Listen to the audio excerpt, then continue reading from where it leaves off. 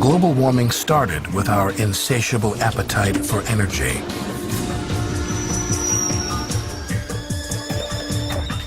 Every switch we flip, every plug, every button we push to turn something on inevitably leads back to a place like this.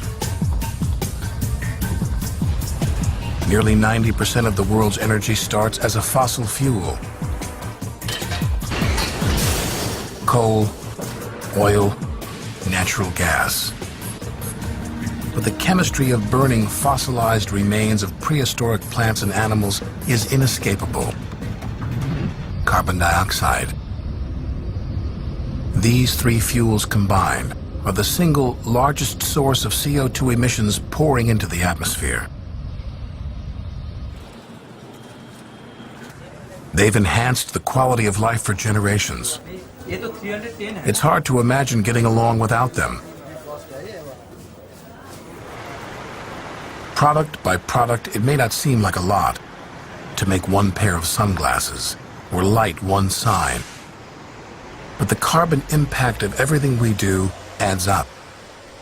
I got to wondering, what's the carbon impact of something like a cheeseburger?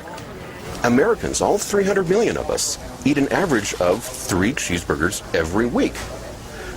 And so that's like 150 cheeseburgers for each one of us every year. That's billions of cheeseburgers in the United States alone every year.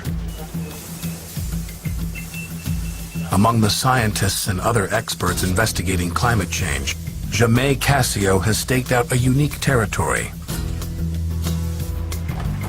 I had to be able to calculate the numbers, calculate the actual solid, numerical, quantitative footprint of a cheeseburger.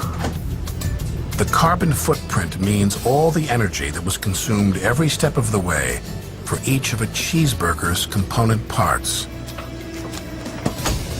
When you look at the feedstock that goes to feed the cattle, growing the lettuce, growing the wheat that gets transformed into the bun, and milking the cattle, processing the milk into cheese, processing the cattle into beef, trucking all that stuff around, keeping it cold, it turns out each burger has a pretty significant carbon footprint of its own.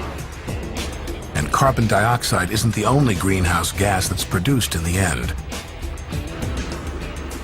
But then it struck me, there's another critical part of the overall greenhouse gas footprint that I wasn't including.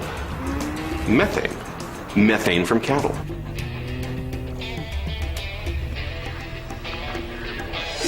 Well, the FDA calls it very politely enteric fermentation.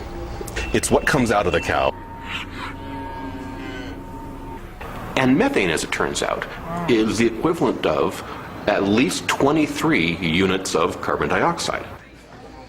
Add it all up, all those cheeseburgers, and all that CO2, and you've got a very big number. Pretty close to 200 million metric tons.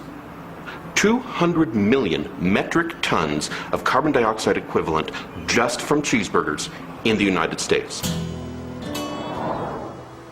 Casio has calculated that there are even more greenhouse gas emissions every year from cheeseburgers than from all the SUVs in the United States. And this is just one kind of food. Think about all of the enormous variety of things that we purchase, that we buy, we consume, and you realize that it's these everyday activities that are really the critical aspect of human activity leading to global warming.